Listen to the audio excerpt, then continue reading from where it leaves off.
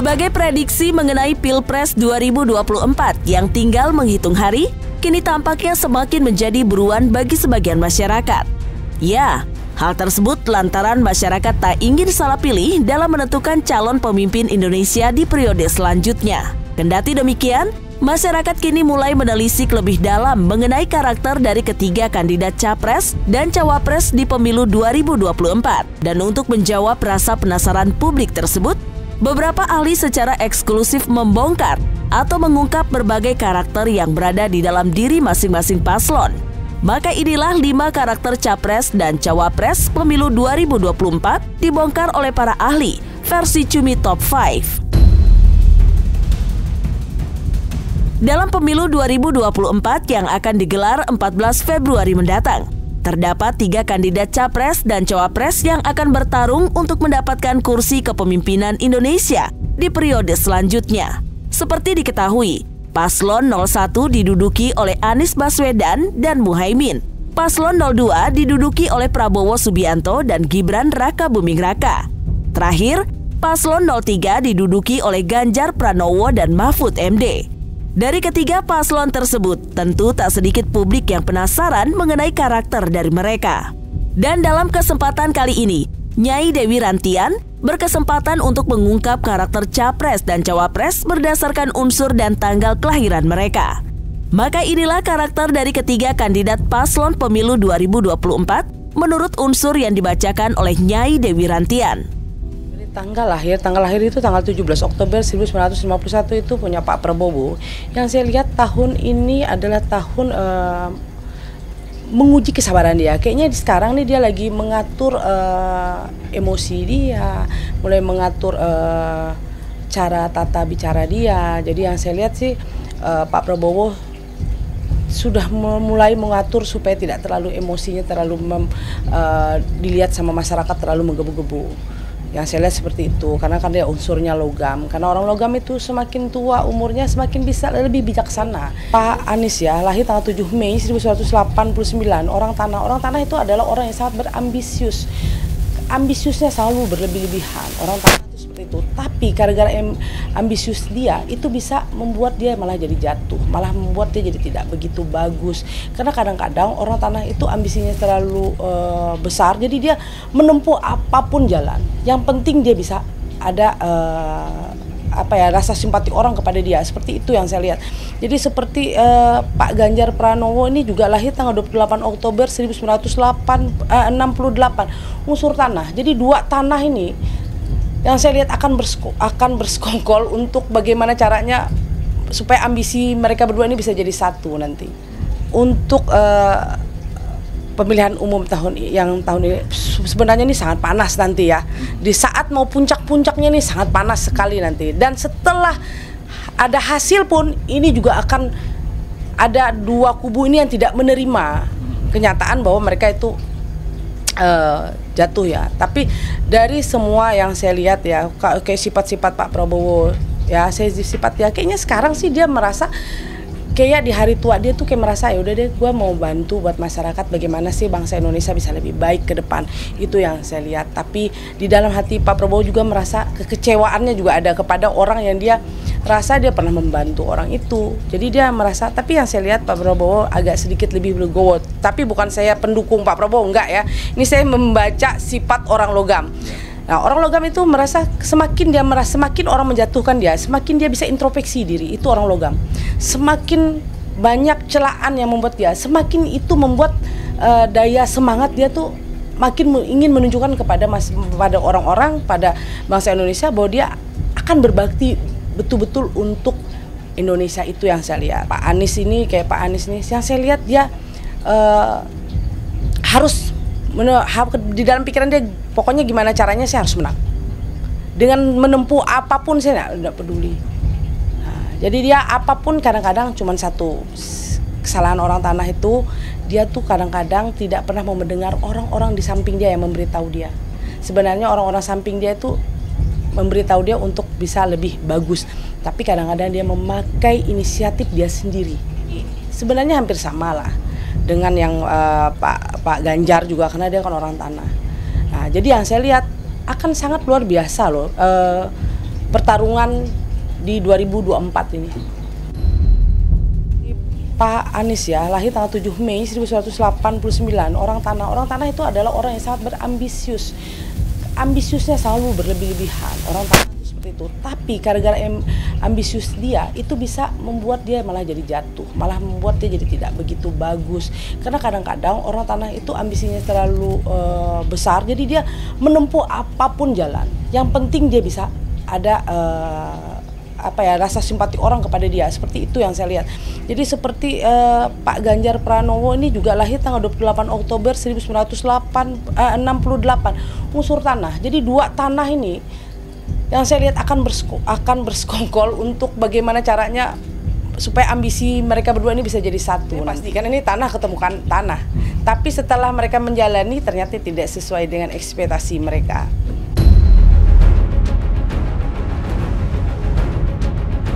Setelah mengungkap karakter berdasarkan unsur, pada kesempatan kali ini, Paranormal Ki Braja akan membaca karakter ketiga kandidat Capres dan Cawapres berdasarkan weton kelahiran.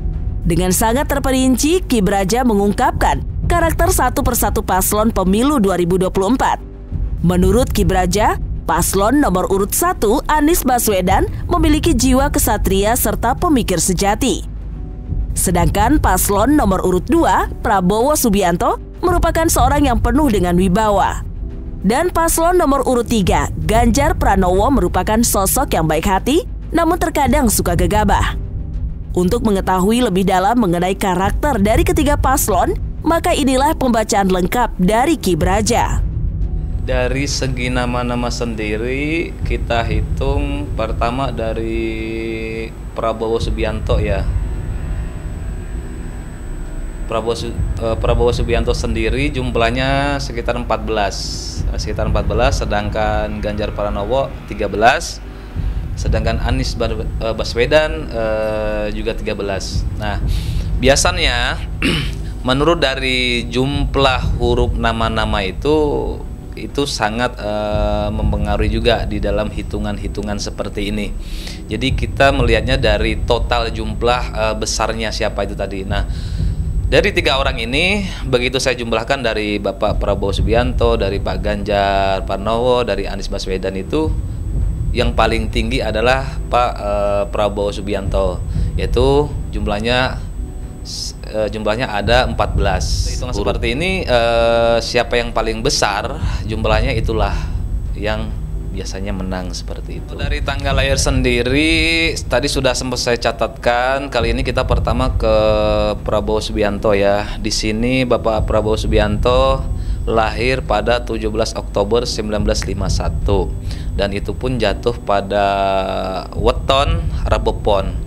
Dan jumlah neptunya itu Rabu itu 6, sedangkan weton Pon itu 7. Berarti 6 tambah 7. Nah, totalnya 13. Lalu kita hitung ke Bapak Ganjar Pranowo. Pak Ganjar Pranowo sedang lahir pada 28 Oktober 1968. Yaitu jatuh wetonnya yaitu Senin Wage. Senin Wage ya.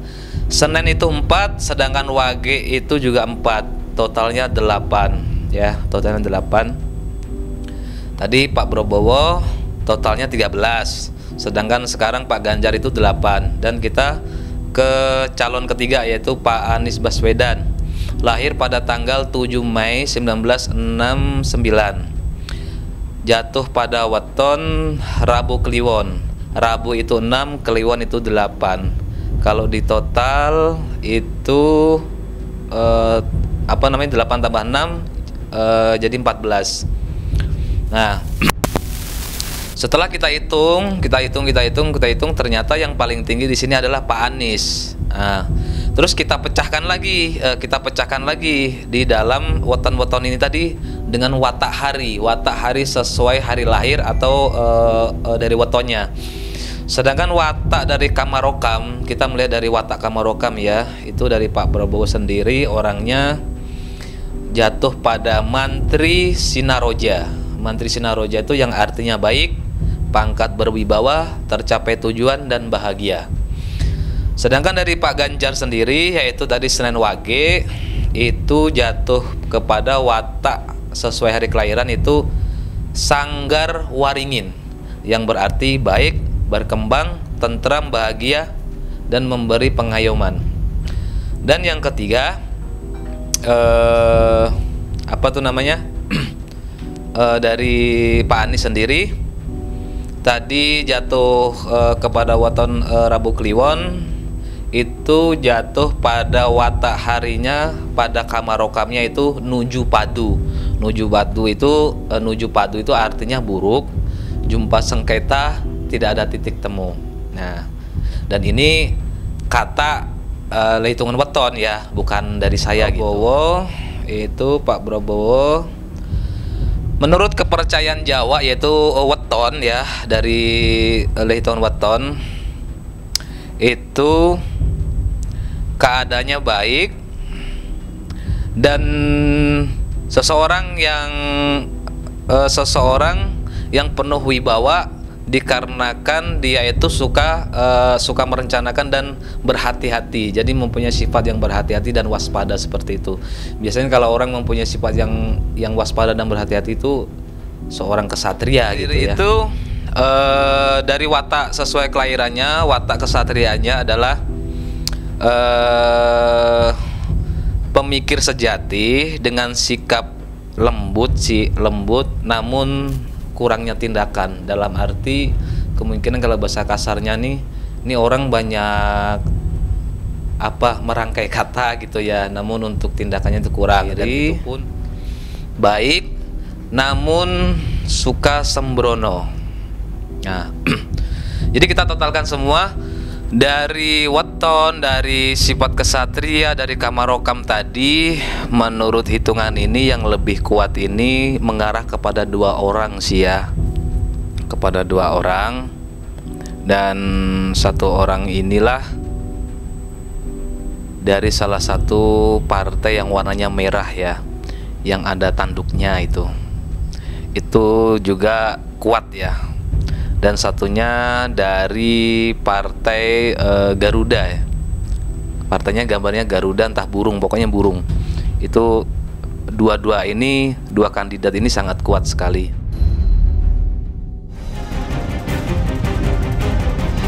Selain mengungkap karakter capres dan cawapres berdasarkan unsur dan weton, ada pula pembacaan karakter berdasarkan penerawangan anak indigo. Ya, dalam kesempatan kali ini, seorang pria indigo yang memiliki kemampuan supranatural akan mengungkapkan karakter dari ketiga kandidat paslon pemilu 2024. Menurut Bagiono Prabowo, ketiga kandidat paslon memiliki karakter yang berbeda-beda.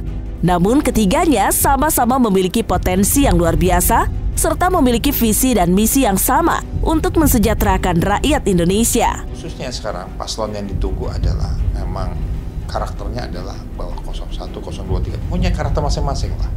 Kita bisa melihat masyarakat sudah pintar, netizen sudah pintar, bahwa semuanya semua punya potensi luar biasa, orang-orang yang hebat gitu ya menurut saya. Tetapi di dalam orang hebat ada yang luar biasa, ada yang orang yang paling hebat. Nah itu. Nah ini yang kita cari, orang yang paling hebat kan gitu ya. Kalau tiga-tiganya hebat, semuanya hebat, cerdas, semuanya ada semuanya. Tetapi yang paling hebat ini yang kita cari. Biasanya pemimpin yang seperti ini adalah orang yang pertama terzolimi, orang yang tidak diduga-duga, ketiga orang yang merasa disingkirkan atau minoritas. Itu yang akan jadi nanti insya Allah presiden kita. Kalau weton itu kan melihat dari karakter ya. Kalau kita lihat wetonnya si 01, 02, 03 kan wetonnya berbeda-beda, nih karakternya lembut, karakternya semangat kayak berapi-api, ada yang biasa-biasa saja gitu. Itu weton. Jadi tidak dikaitkan weton dengan keberhasilan, tapi itu watak. Kalau saya perhatikan tiga-tiganya punya rasa motivasi yang sama, ingin membangun, ingin membesarkan bangsa ini, ingin mensejahterakan rakyat, ada semuanya. Tetapi kadang-kadang perjalanan selalu tidak mulus, masih ada lubang-lubang, masih ada keinginan atau ada potensi-potensi orang di sekelilingnya yang memberikan masukan.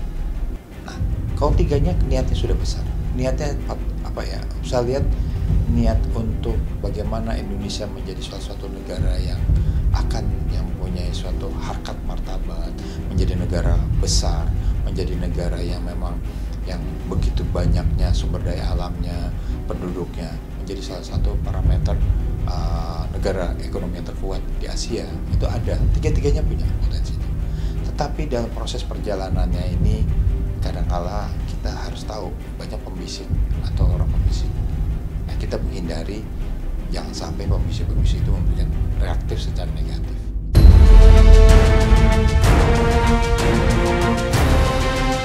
Seorang ahli tarot mencoba untuk mengungkap karakter dari ketiga kandidat capres dan cawapres berdasarkan kartu tarot yang ia miliki. Ya, dalam kesempatan kali ini, Madam Clarita membeberkan bagaimanakah karakter dari ketiga paslon selama mempersiapkan diri jika nantinya berhasil atau memenangkan Pilpres 2024. Menurut Madam Clarita, terdapat paslon yang sudah sangat mempersiapkan dengan matang strategi yang akan dilakukan jika berhasil menaiki kursi kepemimpinan presiden. Dan ada pula paslon yang legowo menerima apapun hasil yang didapatkan dari pemilu kelak. Maka inilah pembacaan kartu tarot lengkap dari Madam Clarita. Untuk calon nomor 2 ini dia sudah prepare ya, sudah menyiapkan gitu. Sudah menyiapkan jika nanti naik itu akan lakukan apa, akan membentuk apa gitu. Jadi ini yang nomor 2 sudah sangat prepare calon nomor 2. Sedangkan untuk calon nomor 3 di sini ada kartu PIS, yang mana kartu PIS ini dia akan menyesuaikan untuk pembentukan tim dan lain sebagainya ketika nanti dia diangkat. Ketika dia kalah, ya di sini juga dia menerima dengan legowo. Nah, berbanding terbalik dengan yang calon nomor 2 ya.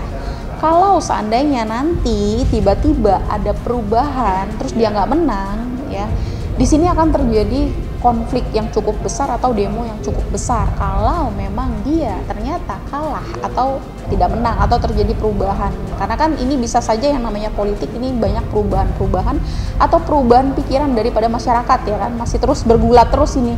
Nah cuman sampai detik ini yang terbuka ya yang calon nomor 2 itu yang lumayan bagus gitu, cuman kemungkinan untuk perubahan masih tetap ada dan kemungkinan untuk terjadi kerusuhan ketika aku buka di awal tahun itu ada.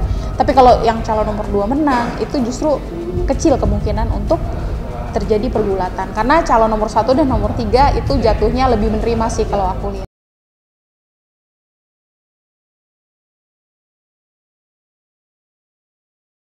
Berdasarkan kartu tarot, Madam Clarita juga turut membeberkan kondisi psikologis ketiga kandidat capres dan cawapres pemilu 2024 mendatang.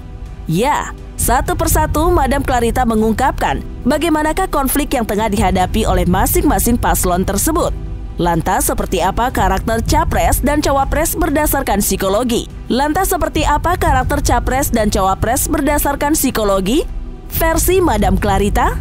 Jadi yang calon nomor 1 ini akan merasa bahwa dia ini sepertinya kurang dukungan ya, dia merasa kurang dukungan sehingga dia kalah ya kalau memang nantinya dia tidak menang gitu. Tapi kalau misalnya seandainya dia menang, dia di sini butuh banget membentuk tim yang memang bisa solid itu jika nantinya dia menang seperti itu.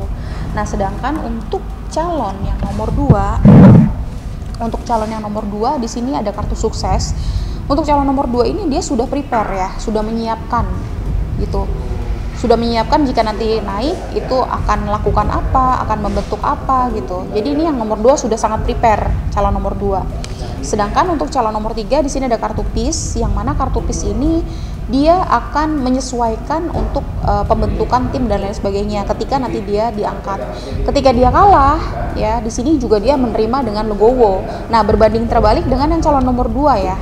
Kalau seandainya nanti tiba-tiba ada perubahan terus dia nggak menang, ya di sini akan terjadi konflik yang cukup besar atau demo yang cukup besar kalau memang dia ternyata kalah atau tidak menang atau terjadi perubahan. Karena kan ini bisa saja yang namanya politik ini banyak perubahan-perubahan atau perubahan pikiran daripada masyarakat ya kan, masih terus bergulat terus ini. Nah cuman sampai detik ini yang terbuka ya yang calon nomor 2 itu yang lumayan bagus gitu, cuman kemungkinan untuk perubahan masih tetap ada dan kemungkinan untuk terjadi kerusuhan ketika aku buka di awal tahun itu ada. Tapi kalau yang calon nomor 2 menang itu justru kecil kemungkinan untuk terjadi pergulatan karena calon nomor 1 dan nomor 3 itu jatuhnya lebih menerima sih kalau aku lihat.